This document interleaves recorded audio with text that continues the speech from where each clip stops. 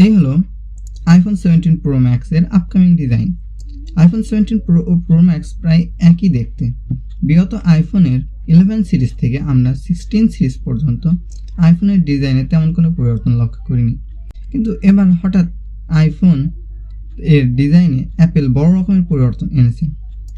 প্রথমে ডিজাইন ও build quality নিয়ে বলতে গেলে আপনারা যেমন দেখতেছেন এর ক্যামেরা মডিউল বেশ বড় রকমের চেঞ্জ আসছে। ডিসপ্লের ডাইনামিক আইল্যান্ড আগের থেকে নাকি কিছুটা ছোট হবে, এর সাইডগুলো আগের মতো না থেকে কিছুটা কার্ভ হবে। এর ক্যামেরা সেন্সরের জায়গাগুলো একই রকমের রয়েছে, কিন্তু টোটাল মডিউলের প্ল্যাটফর্মকে বড় করা হয়েছে। এটা অনেকটা মিল রাখে সেই আগের আমলের পোকোর M3 বা ওই আমলের বেশ কিছু ডিজাইনের সাথে। এবং অ্যাপল অনেক ছোট কিছু করে, অনেক বড় রকমের পরিকল্পনা করে। তো দেখা যাক ভবিষ্যতে তারা কি করে। এত বড় একটা জায়গা লাগতেছে, নিশ্চয়ই ফুটবল খেলার জন্য না। দেখ, ফোনের বডির কথা বলতে গেলে এখানে গ্লাস ফ্রন্ট থাকতেছে, ব্যাকেও গ্লাস থাকতেছে, টাইটানিয়াম ফ্রেম থাকতেছে যেটা গ্রেড 5 থাকতেছে, এবং সিম থাকতেছে ন্যানো সিম, ই সিম। আর অন্যান্য বিষয়ের কথা বলতে গেলে সেই আগেকার মতো সবকিছু IP68 এর ওয়াটার অ্যান্ড ডাস্ট রেটিং থাকতেছে। আর ডিসপ্লের কথা বলতে গেলে এখানে LTPO সুপার রেটিনা XDR, ওই যে OLED ডিসপ্লেটা ওইটা থাকে 120 হার্জের। এখানে HDR10 ডলবি ভিশন এর সাপোর্ট থাকতেছে। 6.9 ইঞ্চ হচ্ছে এর সাইজ। আর স্ক্রিন টু বডি রেশিও হচ্ছে 92.2%। পিক্সেল ডেন্সিটি হচ্ছে 458 PPI। এর পিক্সেল থাকতেছে 1320 গুণ 2368 পিক্সেল। তো সিরামিক শিল্ড থাকতেছে। আর প্ল্যাটফর্ম হিসেবে ভিতরে থাকতেছে iOS 26। চিপসেট হিসেবে থাকতেছে অ্যাপেল A19 প্রোটা থাকতেছে। এখানে 3 ন্যানোমিটার আর্কিটেকচার তৈরি, এটাও কিন্তু হেক্সা করে। আর জিপিইউ হিসেবে থাকতেছে অ্যাপেল জিপিইউ, যেটা 6 কোরের হবে গ্রাফিক্স কার্ড। মেমোরি হিসেবে থাকতেছে 12 256, 12 512, 1 টেরাবাইট। মেইন ক্যামেরা হিসেবে থাকতেছে এবার সবগুলি কিন্তু 48 থাকতেছে।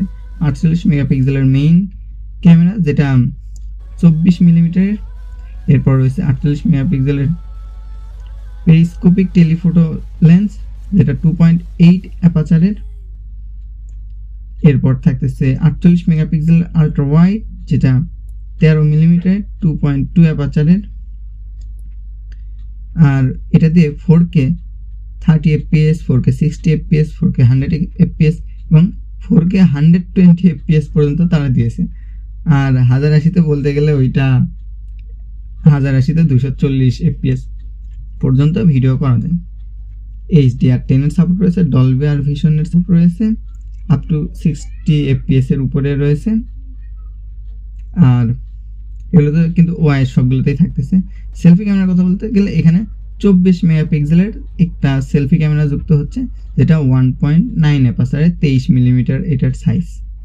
এখানে OIS থাকতেছে, কিন্তু এটাতে 4K 30 FPS, 4K 60 FPS এ ভিডিও করা যায় এবং 180-তে 60 FPS, 120 FPS এ ভিডিও করা যায়, যেখানে জাইরো EIS রয়েছে।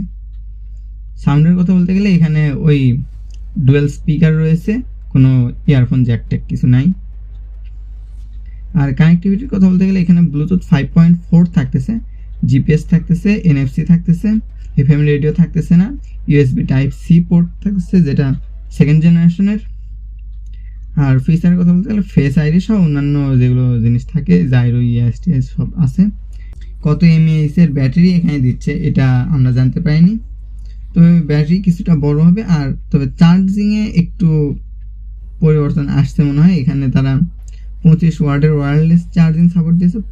তো ভিডিওটি সবাইকে কেমন লাগলো কমেন্ট করে জানাবেন। ভালো লাগলে লাইক করবেন, শেয়ার করবেন, সাবস্ক্রাইব করে আমাদের পাশে থাকবেন, ছোট ইউটিউব চ্যানেল। তো সবাইকে ধন্যবাদ, দেখা হবে নতুন কোনো ভিডিওতে। ততক্ষণের জন্য টাটা।